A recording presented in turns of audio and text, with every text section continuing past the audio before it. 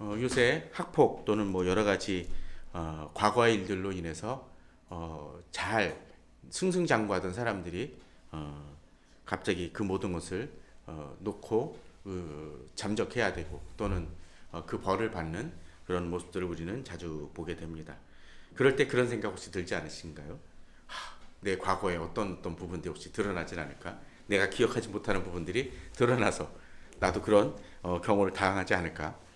남을 비난하지만 어떤 때는 그런 느낌이 혹시 받으시는 분들이 혹가나 있을지 모르겠습니다.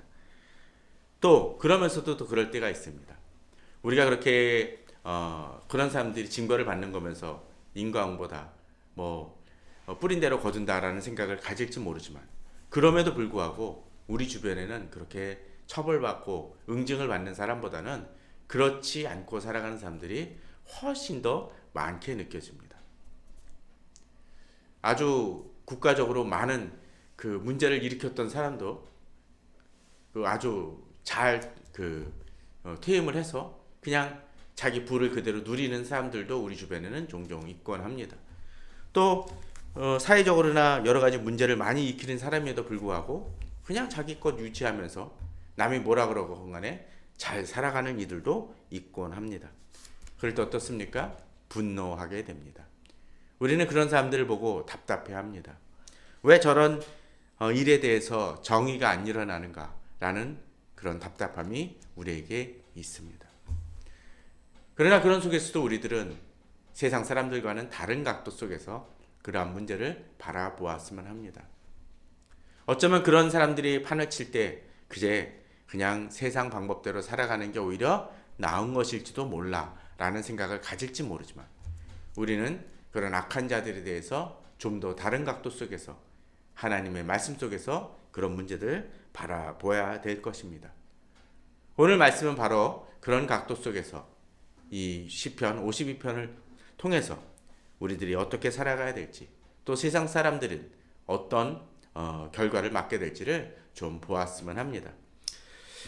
오늘 1절은 먼저 그렇게 얘기합니다. 포악한 자여 내가 어찌하여 악한 계획을 스스로 자랑하는가 라고 되어 있습니다.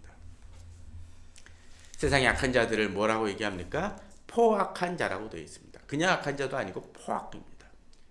그 악이 극도에 달했음을 보여줍니다. 그런데 이런 자들이 어떻게 행동을 합니까?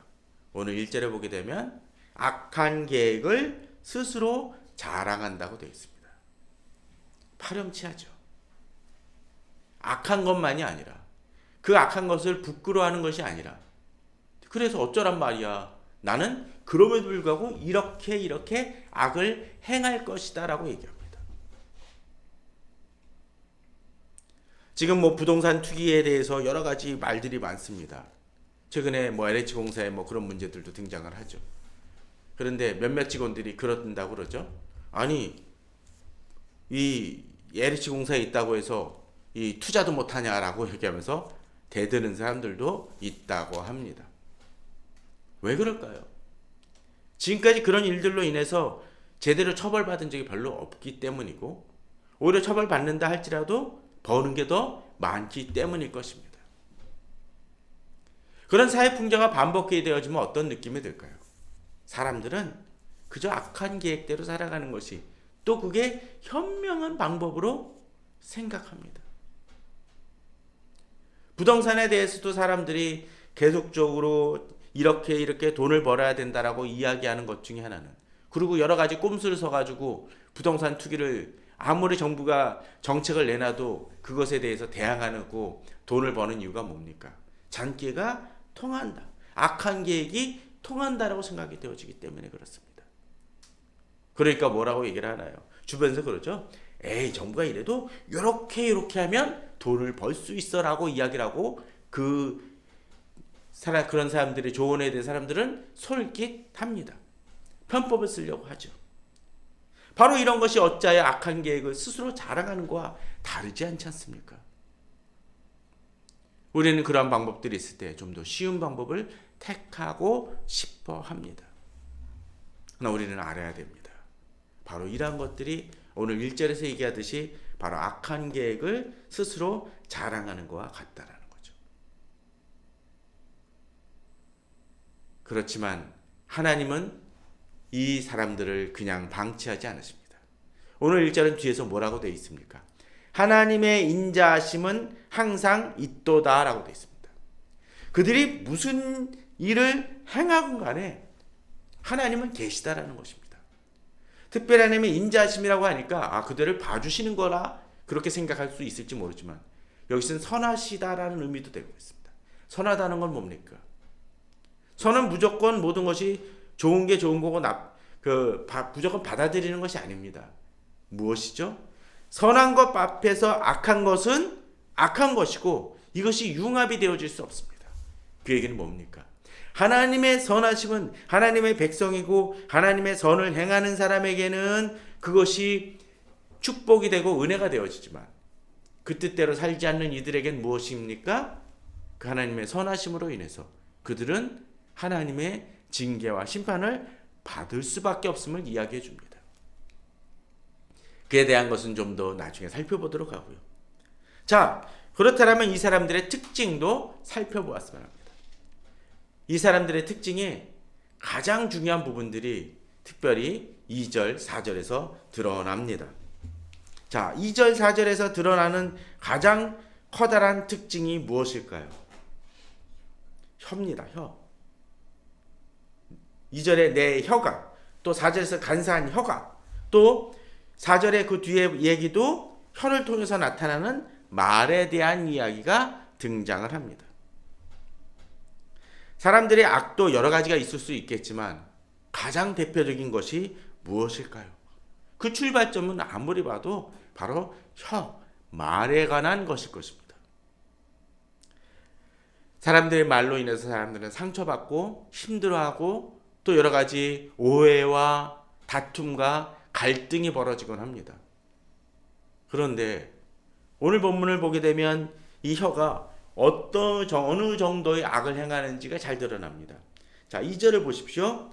혀가 그저 악을 꾀하는 게 아니라 어느 정도입니까? 심한 악을 꾀합니다. 그 뒤에서 또 어떻습니까? 날카로운 삭도같이 간사를 행한다고 되어 있습니다. 4절은 간사한 혀입니다. 또 4절 후반은 남을 해치는 모든 말입니다. 날카로운 삭도는 무엇입니까? 그냥 뾰족한 막대기 같은 거로 사람을 쿡쿡 찌르면 그게 뭉툭해가지고 제대로 안 들어갈 수 있을 것입니다. 예를 들자면 뭐죠? 쥐봉 같은 거 있죠. 드럼 두드리는 스틱 같은 거로 사람을 쿡 찌러 보십시오. 아프긴 해도 그것이 사람의 좀 심한 얘기지만 배를 찌르거나 그러지는 못합니다.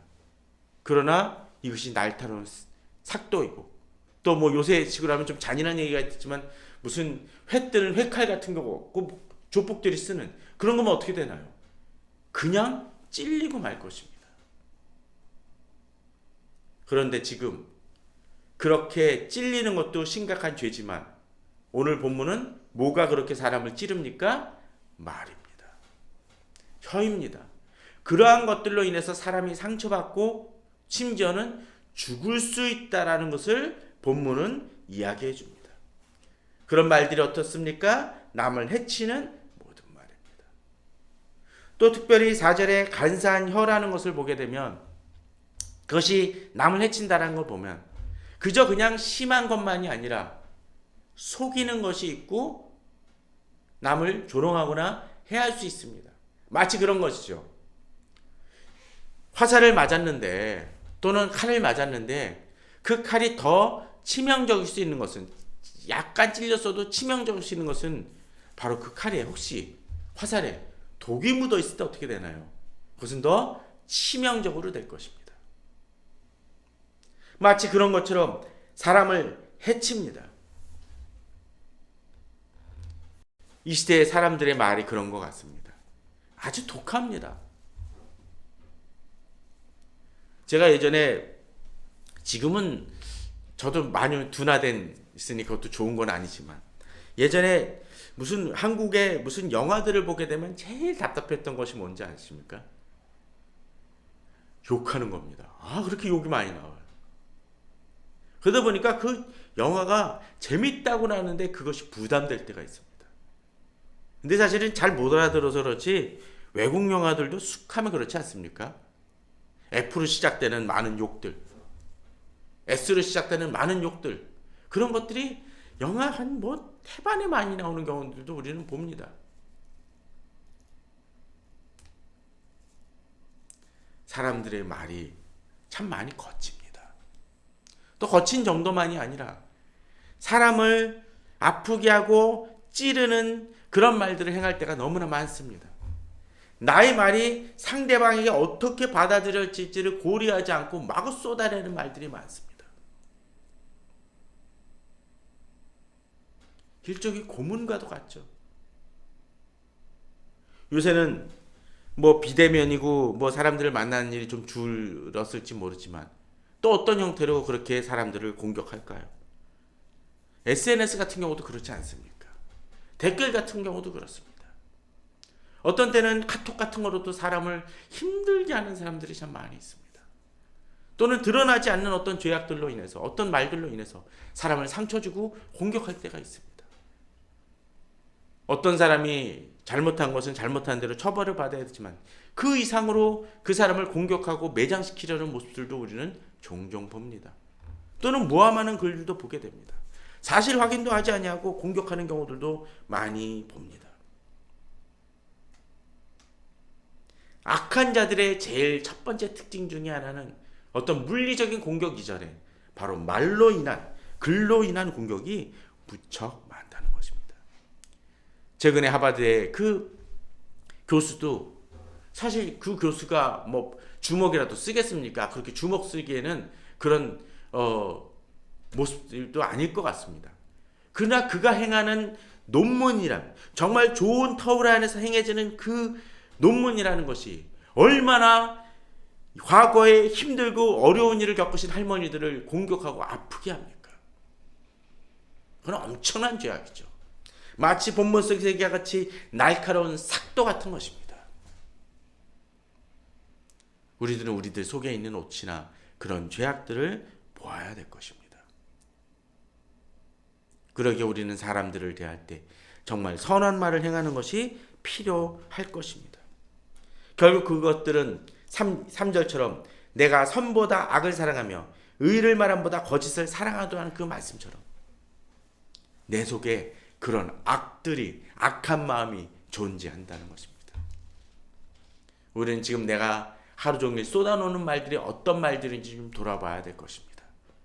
남을 상처 주는 말은 아닌지, 남을 격려하고 세워주는 말보다는 혹시나 상처 주고 힘들게 하고 어렵게 하고 그런 말들은 아닌지, 만일 그런 말들이라면, 그런 말들이 내 속에 태반이라면 내가 선보다 악을 사랑하는 것일 수 있고 의를 말함보다 거짓을 사랑하는 것일 수 있음을 우리는 돌아보아야 할 것입니다. 그런 사람들에 대해서 하나님은 아주 강력하게 경고를 하십니다. 5절입니다. 여기서도 그들이 악만큼이나 하나님의 표현이 강렬합니다. 5절에 뭐라고 되어 있습니까? 하나님이 그를 어떻게 하십니까? 멸하십니다. 근데 어느 정도요? 영원입니다. 세상적으로는 그들이 성공하고 당장 득세하고 자신의 악한 계획을 스스로 자랑하며 정말 그냥 떵떵거리며 잘 사는 것 같지만 하나님은 어떻게 하셔요? 그들을 멸하실 것이라고. 어떻게? 영원히. 영원한 심판에 의해서 완전히 진멸될 것임을 분명히 말씀하십니다. 이어지는 본문 속에서 얘기도 참 재밌습니다. 그가 어떻습니까? 그를 붙잡아. 바로 하나님이 대놓고 그 사람한테 얘기하는 거예요. 너잖아요. 너. 그죠? 너를 붙잡아. 하나님이 그들은 자유로운 것 같지 않으면 그를 잡으셔서 어떻게 합니까? 장막에서 뽑아내십니다. 그 반려동물들을 기르는 사람들 중에 그런 경우들이 있죠. 뭐 고양이나 개들 집에서 외출했다가 들어와서 옷을 딱 바닥에 놓으면 어떻습니까? 날름 올라가지 않습니까? 그래서 자리를 해요. 또 어떤 때는 새로운 물건, 새 옷을 사가지고 딱 놓기만 하면 바로 거기 올라가가지고 버팁니다. 그럴 때 우리는 어떡하죠? 드러내죠. 저희 집 고양이도 뭐 택배라도 오게 돼서 택배 박스만 뜯어놓으면 그 박스에 들어가는 날렵니다. 그럼 우리는 정리하려고 어떡하죠? 그를 드러냅니다. 마치 장막에서 뽑아내는 것이 그것입니다. 그들이 버티지만 버틸 수 없습니다. 근데 여기서 한 가지 우리가 주의 깊게 볼 것이 있습니다. 장막에 거한다는 것은 뭡니까? 자신들의 안식과 평안함, 영원한 그 누림을 가지려고 하는 것입니다. 그런데 그들이 거하는 장소가 어디? 장막입니다. 장막은 예전에도 몇 번씩 얘기했지만 장막은 어떤 곳입니까? 임시거처일 뿐입니다. 세상이 거하는 장소가 바로 그렇다라는 것입니다. 그들은 영원할 것이고 견고할 것이라고 생각을 하고 빌딩을 세우고 아름다운 집을 짓지만 그것 자체가 장막이라는 것입니다. 그리고 그곳에서마저도 그들은 뽑아낼 대상에 지나지 않는다는 것입니다. 그것을 기억할 때 우리는 더 하나님께 의뢰하고 하나님을 의존할 수 있습니다. 뒤에 가서 설명을 하겠지만 이 장막은 하나님이 주시는 것과 대비됩니다. 뒤에 구절에서. 뒤를 또 한번 봅시다. 살아있는 땅에서 내 뿌리를 빼시리로다고 되어 있습니다. 자, 나무나 풀이 제대로 살아가기 위해서는 어찌해야 됩니까? 땅에 있어야 됩니다. 그죠? 근데 그들이 거하는 땅이 어떤 땅입니까? 본문을 보면 살아있는 땅입니다. 양분이 충분하고 잘 그 안에 제대로 뿌리만 내리면 어떡합니까? 잘 살 수 있는 곳입니다. 그런데 농부가 보기에 자신의 밭, 양분을 주고 잘 가꾼 그런 밭이 있는데 거기에 잡초가 껴있어. 그럼 어떡할까요? 뽑아내 버리겠죠. 바로 그와 같습니다. 또 살아있는 땅에 자신의 곡물이 있긴 하지만 그치 잎만 무성하고 아무 열매도 맺지 않는 나무나 풀이라면 어떡할까요? 농부는 그것을 뽑아낼 것입니다. 뿌리가 뽑히면 어떡합니까? 그것은 뽑혀서 살아있는 땅에서 죽음의 땅으로 옮겨져 죽고 말 것입니다. 바로 악한들이 당장은 그들이 살아있는 땅, 풍요의 땅, 그 모든 것을 누릴 수 있는 땅에 거하는 것 같지만 하나님은 그들에 대해서 이야기하십니다. 내가 너희를 뿌리채 뽑아버릴 것이라고 이야기하십니다. 우리에게 그런 확신이 있어야 됩니다. 바로 그 믿음이 있을 때 우리는 세상에 대해서 좀 더 담대할 수 있습니다. 또한 그와 더불어 우리 자신도 돌아봐야 될 것입니다. 내 하나님의 풍요를 누리고 있지만 내가 열매 맺는 삶을 살고 있는지 돌아봐야 될 것입니다. 내가 혹시나 잡초로 살아가고 있는 것은 아닌지 돌아보아야 될 것입니다. 예전에 그런 표현도 가끔 나오죠. 있을 때 잘해. 하나님의 축복 주실 때 잘합시다. 그럴 때 더 복을 받고 진정한 평안을 누릴 수 있습니다. 이제 한 걸음 더 나아갑니다. 이제 하나님이 그렇게 평가를 하시고 하나님이 바라보시지만 하나님의 관점대로 또 바라보아야 될 사람들이 있습니다. 누가 그래야 됩니까? 의인이 그래야 됩니다. 하나님의 사람들은 세상의 관점을 통해 바라보는 악인과 같은 관점이 아니라 하나님의 시각으로, 하나님의 말씀으로 이 세상을 바라볼 수 있어야 됩니다. 그럴 때 의인입니다. 자, 의인이 보고 두려워하며 뭘 두려워할까요? 바로 하나님을 두려워합니다. 또 하나님의 말씀을 두려워합니다. 오늘 같은 말씀을 두려워합니다. 왜? 자기 자신도 하나님 앞에 바로 서지 않으면 그렇게 살아있는 땅에서 뿌리를 뽑히고 장막에서 뽑아낼 수 있음을 알기 때문에 그렇습니다. 하나님의 공의가 행해진다는 것을 알기 때문에 그들은 두려워하며 하나님 앞에 바로 서려고 힘씁니다. 또한 압니다. 내가 하나님 안에서 의롭게 살아갈 때 당장은 악인들이 잘 되는 것 같지만 그 악인들의 말로를 알기 때문에 그들이 비록 갖고 있고 장막에 거하고 살아있는 땅에 거하는 것 같지만 하나님 안에서 심판받을 것을 알기 때문에 본문은 의인들이 그 악인들을 보고 뭐 한다고요? 비웃어 말하기라고 했습니다. 가진 게 가진 것이 아님을 안다는 것이죠. 이제 그들이 뭐라고 얘기합니까? 7절입니다. 이 사람은, 그 악인은 하나님을 자기 힘으로 삼지 아니하고, 앞서 그랬죠? 스스로 자기 자랑을 한다는 것을 보게 되면 바로 그들이 중심이 무엇입니까? 자기 자신입니다. 특별히 7절을 잘 보십시오. 계속적으로 반복되는 단어가 뭡니까? 자기입니다. 자기 힘으로 삼지 아니하고 오직 자기 재물의 풍부함을 의지하며 자기 약으로, 또 스스로라는 단어도 역시 마찬가지 자기 자신이죠. 모든 것이 다 자기 겁니다.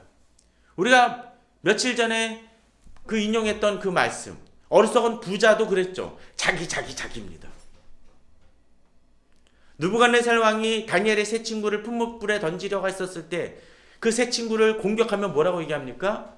내 신, 내 말, 나의 것, 그런 표현들을 씁니다. 그의 중심이 뭡니까?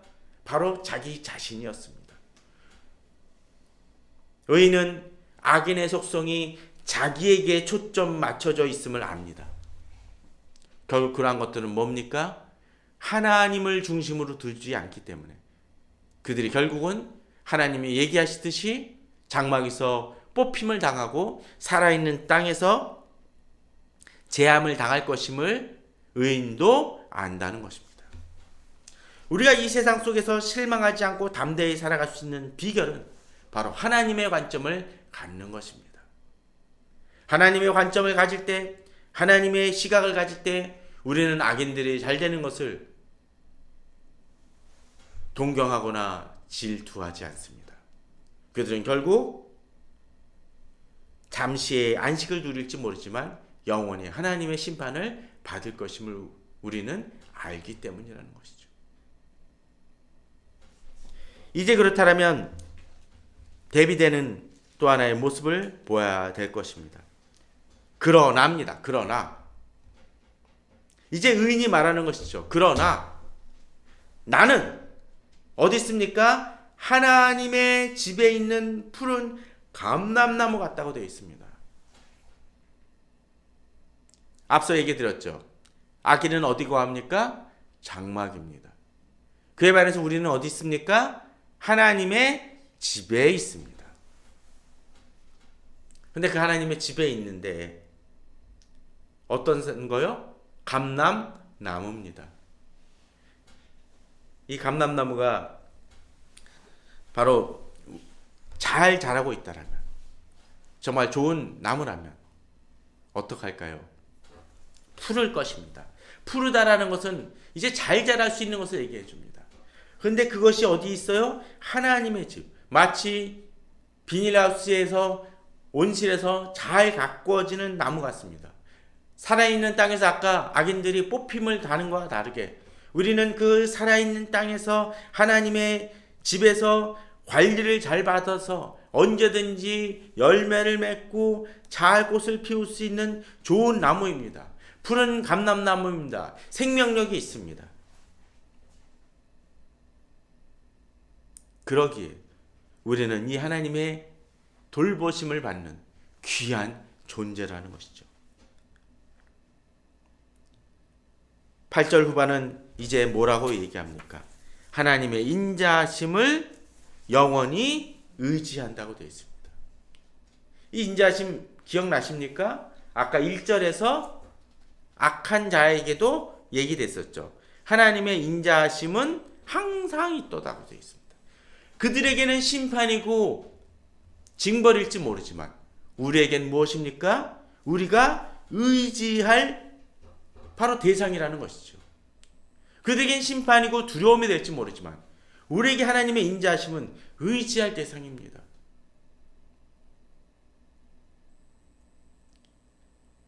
힘 있는 사람이 딱 있는데 그 사람이 내게 벌을 내릴 사람이라면 두려움일 것입니다. 그러나 그 사람이 내 편이라 그러면 누가 온다 할지라도 우리는 두렵지 않을 수 있습니다.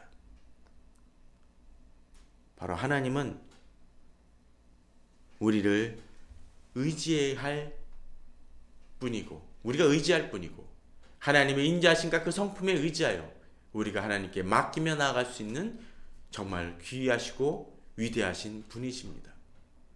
우리 편이 있다라는 것을 기억을 할 때 우리는 이것이 엄청난 축복임을 깨닫게 됩니다.